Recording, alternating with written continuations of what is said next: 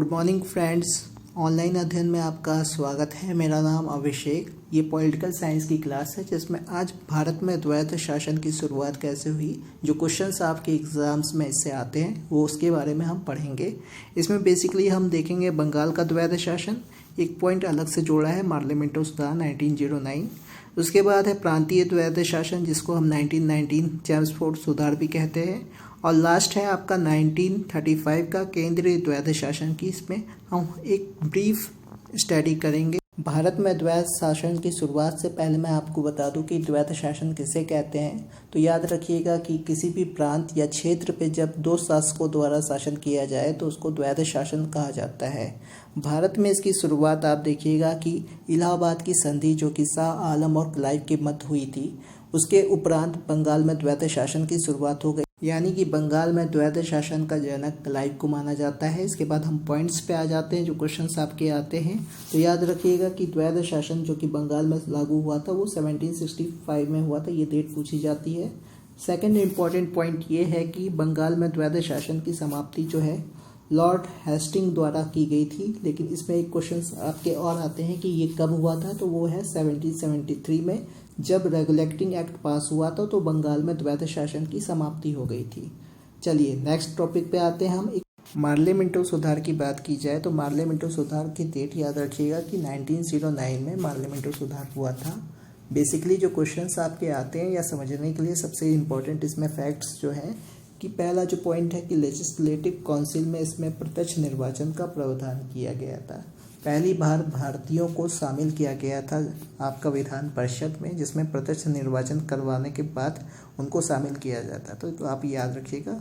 दूसरा इसमें जो इम्पोर्टेंट पॉइंट है कि मुस्लिमों के लिए प्रत्यक्ष निर्वाचन मंडल की व्यवस्था की गई थी, जिसको कभी कभार सांप्रदायिक निर्वाचन पद्धति का आरंभ भी कहा जाता है। यहीं से डिवाइडेशन की जो भूमिका है वो अंग्रेजों द्वारा अपनाई गई थी। प्रांतीय द्वैध शासन की शुरुआत 1919 में हुई थी, जिसको चेम्सफोर्ड सुधार के नाम से भी जाना जाता है। साथ ही इसको भारत सरकार अधिनियम यानी गवर्नमेंट ऑफ इंडिया एक्ट के नाम से भी जाना जाता है। साथ में यहाँ पर मैं बता दूँ, इसमें कन्फ्यूज़न हो सकता है कि आपका 1919 को भारत सरकार अधिनियम कहा जाता है और वहीं पे केंद्रीय द्वैध शासन जो कि भारत शासन अधिनियम कहा जाता है। तो इन दोनों में कभी भी कन्फ्यूज़न ना करिएगा। ये क्वेश्चंस आपके बार बार पूछे जाते हैं, आपको कन्फ्यूजन पैदा हो जाता है।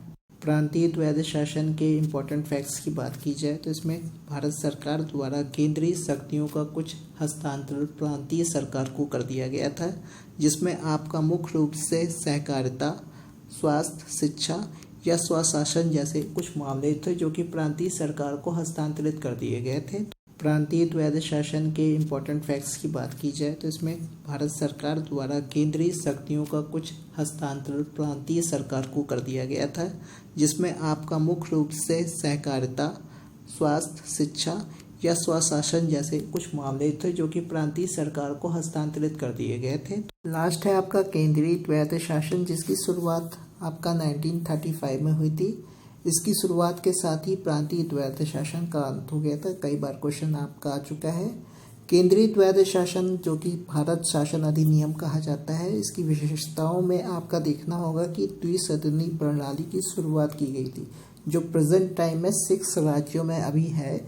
इसकी शुरुआत आपका 1935 में की गई थी, जिसमें आपका एक है आपका विधान परिषद और दूसरा है आपका विधान सभा। ठीक है, तो द्विसदनी प्रणाली की शुरुआत 1935 में की गई थी। इसके साथ ही अखिल भारतीय संघ, भारतीय महासंघ होगा, का निर्माण का प्रावधान किया गया था।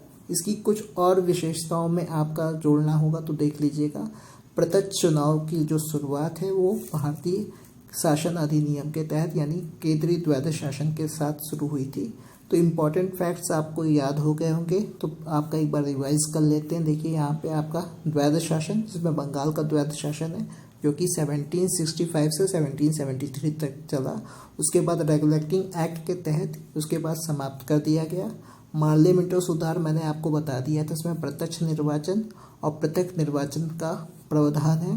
प्रांतीय द्वैध शासन में चेम्सफोर्ड सुधार कहा जाता है, जिसमें आपकी शुरुआत होने के बाद केंद्रीय द्वैध शासन के बाद इसका अंत हो गया और केंद्रीय द्वैध शासन में द्विसदनी प्रणाली की शुरुआत की गई थी और अखिल भारतीय महासंघ की भी शुरुआत हुई थी। तो मेरे को लगता है कि आपको अच्छे से समझ में आ चुका होगा।